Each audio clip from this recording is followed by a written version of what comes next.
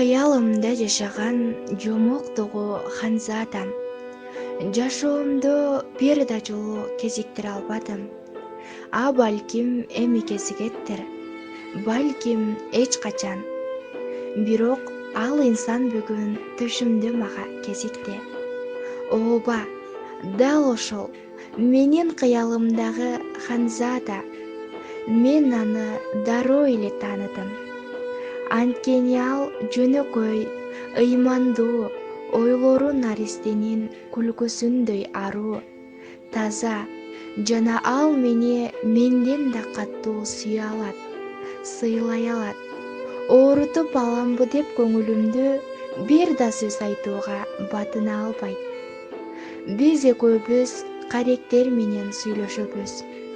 Түшүмдө дал ошондой көрүнүш.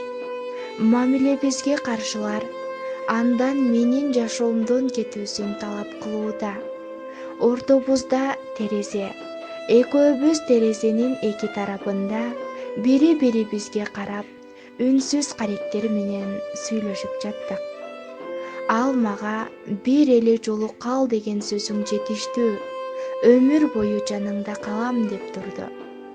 А мен анын көздөрүнө карап, менин жан дүйнөм, сезимдерим бир эмес 1000 жолу кетпеңизчи деп кайталап жатканын айта албай турдум.